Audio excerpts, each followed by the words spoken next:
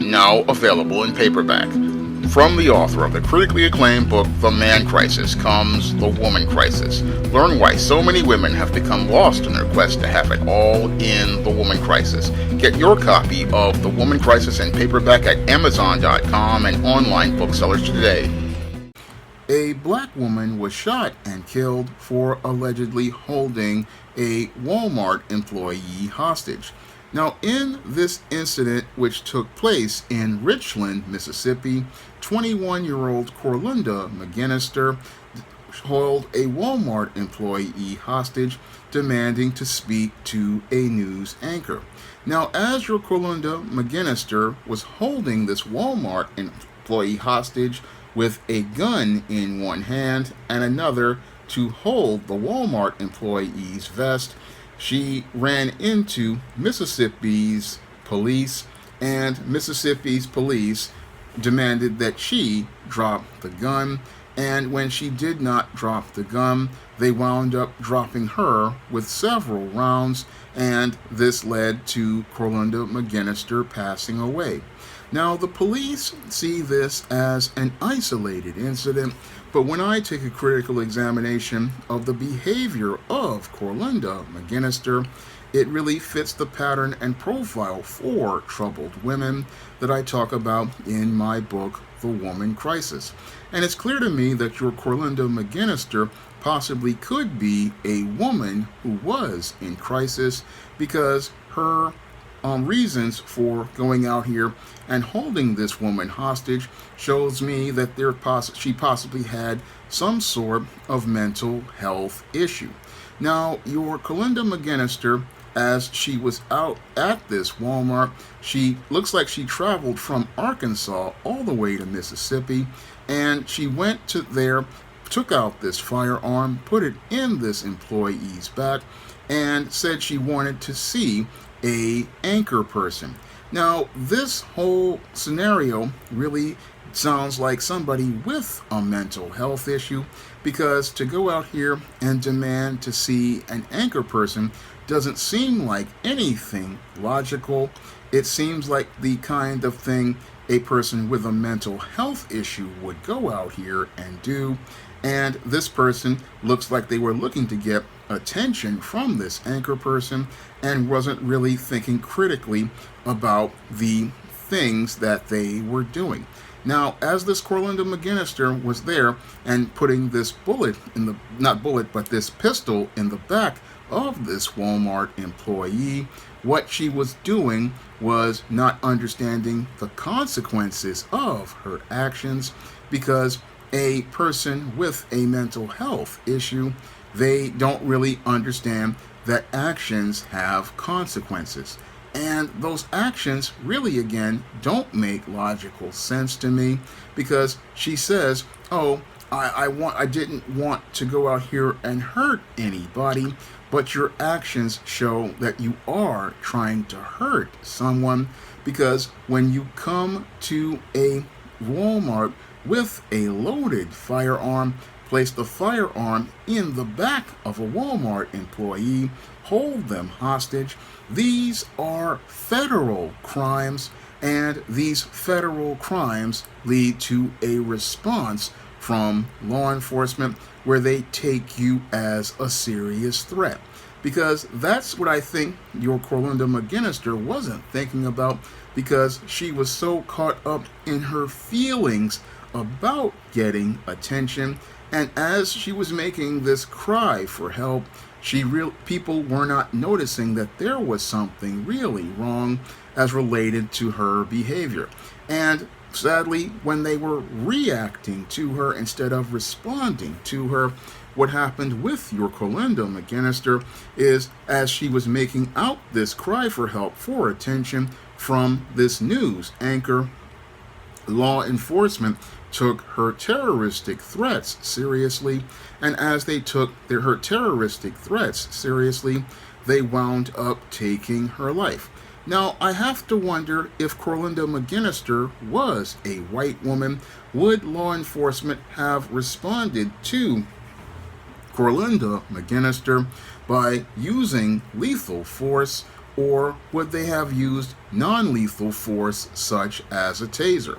That's a critical question I have to ask as related to dealing with this woman in crisis. I have to wonder if they used lethal force because she was a black woman, or did they go out here and not try to find a way to get her to surrender? Because I do believe that they reacted to her because she was a black woman, and because she was a black woman, they didn't really assess her mental health situation.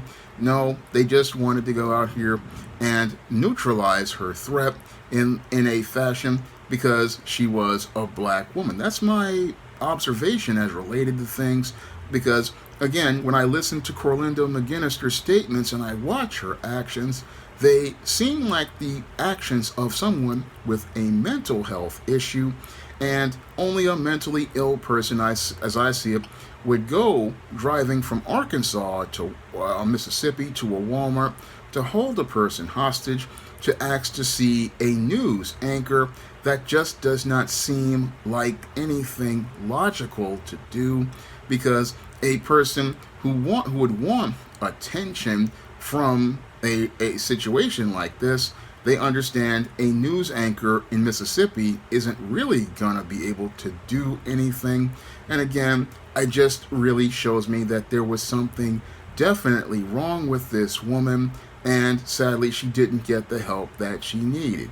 And again, when I look at Corlinda McGinnister, it just really shows how we have a serious problem with a lot of black women who are in crisis. And the big crisis we're having with some non-black women is that they have mental health issues, and sadly these mental health issues are not being addressed, because again, it looks like to me that this woman definitely had some sort of mental health issue to say, oh, I'm not trying to hurt anybody, I want to go out here and get and talk to an anchor person. That just seems just like somebody who is desperately looking for help, because if you want to get the attention of a news reporter these days, you can go to the news website of your local area, and you can go out here, get these reporters emails, and if you've got a good story, they'll go out here and give you whatever attention that you need. So that just again shows me that there was something really wrong with this woman, and she definitely sadly could not get the mental health help that she needed. And mental health is a problem with a lot of women out here, and a lot of women are suffering in silence, because especially in the black community, where we have this whole idea of Jesus and Oprah, and because we have this idea of Jesus and Oprah as a way to deal with mental health, what's happening is that many sisters are falling through the cracks until they participate in an episode like this. And when they participate in an episode like this is where they tragically wind up meeting their end. And sadly, your Corlinda McGinnister wound up losing her life in a desperate attempt to cry for help, but instead of getting help to deal with her mental health issues, she wound up being shot and killed by the police. And as she was shot and killed by the police, we will never find out why your Corlinda McGinnister was so desperate to speak to this news anchor, because again, when I look at the picture of Corlinda McGinnister, even the way she's dressed looks like a person with a serious mental health issue. I mean, she's wearing a bodysuit that with the crotch undone, and not really dressed for cold weather, because we're in the middle of a cold snap. So I'm looking at this woman's whole behavior, and it's really showing me that this woman is in the middle of a mental health episode. And we've had a lot of people having mental health breakdowns ever since the COVID lockdowns, and this seems to be one of the side effects of the COVID lockdowns, is a lot of people's mental health has wound up deteriorating to the point. And what's really scary is we're seeing more men and women in crisis participating in episodes like this, and sadly, we're not really understanding the impact of those lockdowns on people's mental health and the damage that was done to millions of people's mental health. And incidents like this are showing us that mental health is a serious issue here in America, because this woman was in crisis because she couldn't get help as related to her mental health. And again, she was participating in this stunt to get attention, to get help.